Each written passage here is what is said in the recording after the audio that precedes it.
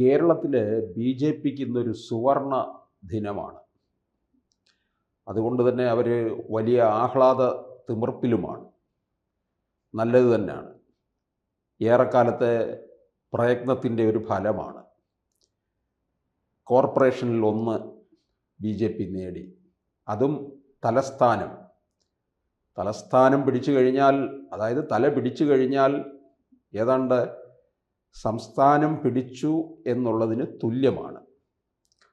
കൂടാതെ 28ഓളം ഗ്രാമപഞ്ചായത്തുകൾ, 2 മുനിസിപ്പാലിറ്റി, ഇതെല്ലാമായിട്ട് പോകുന്നു. ഈ ഒരു അളവുകോൽ വെച്ചുകൊണ്ടായിരിക്കും നിയമസഭാ തെരഞ്ഞെടുപ്പിലേക്കും മുന്നേറ്റം കുറിക്കാൻ പോകുന്നത്. തിരുവനന്തപുരത്തുണ്ടാക്കിയ വിജയമാണ് ബി.ജെ.പി ഇപ്പോൾ കൂടുതൽ ആഘോഷിക്കുന്നത്. ഈ കഴിഞ്ഞ ലോക്സഭാ തെരഞ്ഞെടുപ്പിൽ തൃശ്ശൂരിൽ ബി.ജെ.പി നടത്തിയ മുന്നേറ്റവും വിജയവുമാണ് അവർ ആഘോഷിച്ചത്. അത് ദേശീയ തലത്തിൽ തന്നെ വളരെയധികം ആഘോഷിച്ചു എന്നുള്ളതാണ്. കാരണം പ്രധാനമന്ത്രി അമിത്ഷായും ഒക്കെ നേരിട്ടിടപെട്ടതാണ് സുരേഷ് ഗോപിയുടെ വിജയത്തിന് വേണ്ടി. തിരുവനന്തപുരം കോർപ്പറേഷൻ പിടിക്കണം എന്ന് അമിത്ഷാ വളരെ മുന്നേ തന്നെ നിർദ്ദേശം നൽകിയതുമാണ്. ആദ്യം തദ്ദേശ സ്ഥാപനങ്ങൾ പിടിക്കുക എന്നാണ് പറഞ്ഞത്. ഇതവർ മറ്റ് സംസ്ഥാനങ്ങളിലും ഇതേ മാതൃക തന്നെയാണ് ചെയ്തത്. അപ്പോൾ തിരുവനന്തപുരം ഇവർക്ക് പിടിച്ചെടുക്കാൻ കഴിഞ്ഞു. അപ്പോൾ തിരുവനന്തപുരത്തെ മേയറുടെ കാര്യത്തിലായിരുന്നു വലിയൊരു സസ്പെൻസ് ഇങ്ങനെ നിന്നിരുന്നത്. ശ്രീലേഖയാണോ വി രാജേഷാണോ? 2 പേരും സർവദാ യോഗ്യർ തന്നെയാണ്.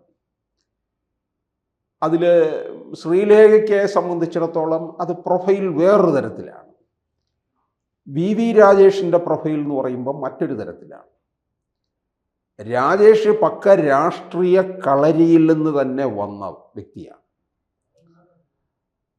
ശ്രീലേഖ എന്ന് പറയുമ്പോൾ അതൊരു അക്കാദമിക് തലത്തിൽ നിന്നാണ്.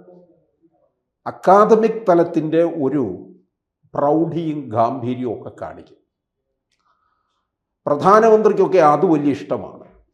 അത്തരത്തിലുള്ള ഒരു അക്കാദമിക് രംഗത്തെ പ്രകടനം നടത്തുന്നവരെ അവരംഗീകരിക്കാറുണ്ട്. ഇപ്പം തിരുവനന്തപുരത്തെ മേയറായിട്ട് ശ്രീലേഖയ്ക്ക് കൊടുത്തില്ലെങ്കിലും മറ്റ് പല സ്ഥാനമാനങ്ങളുണ്ടല്ലോ. അക്കാദമിക്കായിട്ട് ഉയർച്ച കാണിക്കാവുന്ന രംഗങ്ങളുണ്ട്, അവിടേക്ക് കൊടുക്കാവുന്നതാണ്. അല്ലാതെ ഒരിക്കലും ഒരു കൗൺസിലറായിട്ട് മാത്രം ഒതുക്കിയിരുത്തേണ്ട ആളല്ല.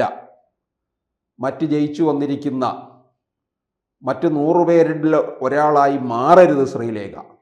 അത് അവർ തിരിച്ചറിയണം. ബി.ജെ.പിയുടെ സംസ്ഥാന നേതൃത്വമായാലും കേന്ദ്ര നേതൃത്വമായാലും. അതുപോലെ തന്നെ ഇത്തരത്തിലുള്ള നേട്ടം ബി.ജെ.പിക്ക് ഉണ്ടാക്കുമ്പോൾ അതിൻ്റെ ഒരു പ്രതിഫലം തലസ്ഥാന നിവാസികൾക്ക് കിട്ടിയിരിക്കണം. രാജീവ് ചന്ദ്രശേഖർ വളരെ നേരത്തെ തന്നെ പറഞ്ഞിട്ടുണ്ട്, ബി.ജെ.പി തിരുവനന്തപുരം പിടിച്ചു കഴിഞ്ഞാൽ 45 ദിവസത്തിനകം പ്രധാനമന്ത്രി നരേന്ദ്രമോദി ഇവിടെ വരും. ബി.ജെ.പിയിൽ നിന്ന് നിയമിതനായ മേയറായിരിക്കും എയർപോർട്ടിൽ സ്വീകരിക്കുക. ശരിയാണ്, ഇനിയിപ്പോൾ അങ്ങനെയാണല്ലോ. പ്രധാനമന്ത്രി പല പദ്ധതികളും പ്രഖ്യാപിക്കും തിരുവനന്തപുരത്തിന് വേണ്ടി. ഇനിയിപ്പോൾ നിയമസഭാ തെരഞ്ഞെടുപ്പ് കൂടി അടുത്ത് നിൽക്കുകയാണ്. ഈ വേളയിൽ പ്രധാനമന്ത്രിയുടെ പ്രഖ്യാപനം ഉണ്ടാകും എന്ന് നമുക്കറിയാം. അതിങ്ങനെ ഒരു അവസരം കൂടെ കിട്ടിയപ്പോൾ അതിന് കൂടുതൽ പ്രസക്തി ഏറുകയും ചെയ്യുന്നുണ്ട്. പ്രത്യേകിച്ച് തിരുവനന്തപുരം കോർപ്പറേഷൻ പിടിച്ചതോടുകൂടി തിരുവനന്തപുരം ജില്ലയിൽ നിന്ന് തന്നെ ഒരു 4 നിയമസഭാ മണ്ഡലങ്ങളെങ്കിലും ബി.ജെ.പിക്ക് പിടിച്ചെടുക്കാൻ കഴിയുമെന്നാണ് അവരുടെ ഒരു കണക്കുകൂട്ടൽ. അത് നേടിയെടുക്കുന്നതിന് വേണ്ടി പ്രധാനമന്ത്രിയുടെ പ്രഖ്യാപനം വരുമ്പോൾ അതിൽ കൂടുതൽ സഹായകമാകുമെന്നുള്ളതാണ്. ഇത് ഈ തിരുവനന്തപുരത്തിന് വേണ്ടി പല പ്രഖ്യാപനങ്ങളും പറയുന്നു. അത് ചെയ്തു കിട്ടിയാൽ ഏറ്റവും നന്നായിരിക്കും. കാരണം മുൻകാലങ്ങളിൽ തിരുവനന്തപുരത്തിൻ്റെ എം പിമാരൊന്നും തിരുവനന്തപുരത്തിന് വേണ്ടി ഒന്നും ചെയ്യാത്തവരാണ്. മുൻകാലങ്ങളിൽ നല്ല ഇപ്പോഴുള്ള എം പിയും. തരൂരിൻ്റെ വിജയം എന്ന് പറയുന്നത് 4ാം തവണയാണ്. അദ്ദേഹം എന്തെങ്കിലും ചെയ്ത് മറിച്ചു കൂട്ടിയത് കൊണ്ടൊന്നുമല്ല വിജയിച്ചു പോയത്. അദ്ദേഹത്തിൻ്റെ ഒരു മികച്ച അക്കാദമിക് നിലവാരം, ഒരു പ്രൗഢി, വിശ്വപൗരനാണ്. ഈ മേൽവിലാസങ്ങളൊക്കെ തിരുവനന്തപുരം പോലെയുള്ള ഒരു ഹൈലി എഡ്യൂക്കേറ്റഡ് ആയിട്ടുള്ള ഒരു നഗരത്തിലെ വോട്ടർമാർ അത്തരത്തിൽ ഉൾക്കൊണ്ടു എന്നുള്ളതാണ്. അവർക്ക് ഈ ഹൈലി എഡ്യൂക്കേറ്റഡ് ആയിട്ടുള്ള പുതുതലമുറയ്ക്ക് ഈ പരമ്പരാഗതമായിട്ടുള്ള രാഷ്ട്രീയക്കാരെ, കക്ഷത്തിലൊരു ഡയറി ഉടുക്കി ഇറങ്ങുന്ന രാഷ്ട്രീയക്കാരെ അല്ല ആവശ്യം. ഡെവലപ്മെൻറ്റ് പൊളിറ്റിക്സ് കൊണ്ടുവരുന്നവരെ. അപ്പോൾ ചോദിക്കും, തരൂർ എന്ത് ഡെവലപ്മെൻറ്റ് പൊളിറ്റിക്സ് കൊണ്ടുവന്നു? ഒന്നും കൊണ്ടുവന്നിട്ടില്ല. തരൂർ വിജയിച്ചതിന് ശേഷം, അതായത് 2009 മുതൽ, 2009-ലും 14-ലും 19-ലും 24-ലും ഏതെങ്കിലും ഒരു കാര്യം നമുക്ക് എടുത്തു പറയാനുണ്ടോ തിരുവനന്തപുരത്തിന് വേണ്ടി? ഇനി ഇതിനു മുമ്പ് വിജയിച്ചിട്ടുള്ള പലരെയും നോക്ക്. അവർ ചെയ്തു എന്നല്ല ഞാൻ അവകാശപ്പെടുന്നത്, അവരും ചെയ്തിട്ടില്ല. കാരണം ഇവിടെ വന്ന് നിന്ന് ജയിച്ചു പോയിട്ടുള്ളവരെല്ലാം വരുത്തന്മാരാണ്. അവർക്ക് വന്ന് ജയിക്കുക, കാര്യം കാണുക, പോവുക, ഇത് മാത്രമാണ്. കരുണാകരൻ ഇവിടെ നിന്ന് ജയിച്ചിട്ടുണ്ട്.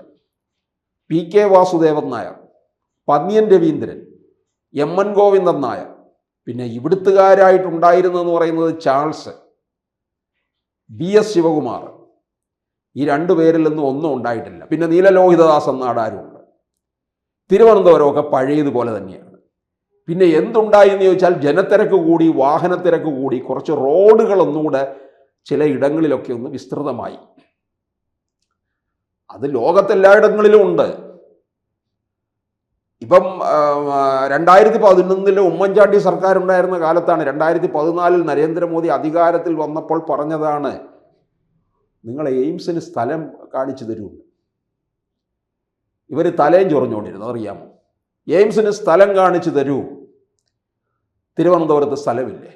കാട്ടാക്കടയ്ക്ക് സമീപം നെട്ടുകാൽത്തേരിയില്ലേ? ഇത് ചൂണ്ടിക്കാണിച്ചു കൊടുക്കാൻ ഇവർ തയ്യാറായില്ലെന്നുള്ളതാണ്. കാരണം തിരുവനന്തപുരത്ത് എന്തെങ്കിലും വരികയാണെന്നുണ്ടെങ്കിൽ ഇതിനെ അട്ടിമറിച്ച് ഇതങ്ങ് വടക്കോട്ട് കൊണ്ടുപോകുന്ന ഒരു രീതിയുണ്ട്. ഈ വിഴിഞ്ഞം പദ്ധതി തന്നെ വൈകിയത് എന്തുകൊണ്ടാണ്? മറ്റു പലർക്കും ഒത്താശ ചെയ്തു കൊടുക്കുന്നതിന് വേണ്ടി കൊച്ചി പോർട്ടും ഒക്കെ നിലനിർത്തുന്നതിനും അതിൻ്റെ ഡെവലപ്മെൻറ്റ്സിനും വേണ്ടിയിട്ട് വിഴിഞ്ഞത്തെ താത്തുവെച്ചു എന്നുള്ളത്. വിഴിഞ്ഞം പദ്ധതിയൊക്കെ ഒരു കുറഞ്ഞത് 25 വർഷത്തിന് മുമ്പിലെങ്കിലും വരേണ്ടതാണ്. 25 അല്ല, അതിന് മുകളിലാണ്. എങ്കിൽ തിരുവനന്തപുരം ഇപ്പോൾ എന്താകുമായിരുന്നു? ഈ തലസ്ഥാന നഗരത്തിൽ ഈ ഏതാണ്ട് നല്ലൊരു പങ്കും വരുത്തന്മാരാണല്ലോ. സെക്രട്ടറിയേറ്റ് ജോലി ചെയ്യുന്നു, അവിടെ ജോലി ചെയ്യുന്നു. ഇപ്പോൾ തകഴിയുടെ ഏണിപ്പടികൾ നോവൽ വായിച്ചാൽ അറിയാം. അതിൽ മുഴുവൻ ഇവിടെ വന്ന് ജോലി ചെയ്ത അവരെക്കുറിച്ചൊക്കെ പറയുന്നുണ്ടല്ലോ. അപ്പോൾ ഇത്തരത്തിലുള്ള ഈ വരുത്തന്മാരാരും തന്നെ തിരുവനന്തപുരത്തിനെ ഗുണപ്പെടുത്തിയിട്ടില്ലെന്നുള്ളതാണ്. പിന്നെ തലസ്ഥാന നഗരമായതുകൊണ്ട് ഭരണത്തിൻ്റെ എല്ലാ തരത്തിലുള്ള ഗുണഭോക്താക്കളായി മാറുകയും ചെയ്യുന്നുണ്ട്. ഞാനിത് പറഞ്ഞത്, ഇപ്പോൾ VV രാജേഷിൻ്റെ നേതൃത്വത്തിൽ BJP തിരുവനന്തപുരം നഗരസഭ ഭരിക്കാൻ പോവുകയാണ്. വളരെ 5 വർഷം ശുഷ്കാന്തിയോടുകൂടി കൊണ്ടുപോയി തിരുവനന്തപുരത്തെ നന്നായി മനസ്സിലാക്കിയിട്ടുള്ള രാജേഷ് തിരുവനന്തപുരത്തെ വളർത്തിയാൽ അത് BJPയുടെ വളർച്ചയ്ക്കും ഗുണകരമായി മാറും. തിരുവനന്തപുരം ഒരു ചിത്രം തന്നെ മാറുമെന്നുള്ളതാണ്. പതിവ് പോലുള്ള വർത്തമാനത്തിനപ്പുറം കൂടുതൽ കാര്യങ്ങൾ തലസ്ഥാന നഗരത്തിലേക്ക് കൊണ്ടുവരിക, അത് പാർട്ടിക്കും ഗുണകരമായിരിക്കും, തിരുവനന്തപുരം നിവാസികൾക്കും ഗുണകരമായിരിക്കും. എല്ലാവരും എത്തുന്ന ഒരിടം കൂടിയാണല്ലോ തലസ്ഥാനമായ തിരുവനന്തപുരം. ഏവർക്കും ഗുണകരമായി തീരുകയും ചെയ്യും. കൂടുതൽ വാർത്തകളും വിശേഷങ്ങളും നിങ്ങളിലേക്ക് എത്താൻ ABC മലയാളം സബ്സ്ക്രൈബ് ചെയ്യുക, ബെൽ ബട്ടണും അമർത്തുക.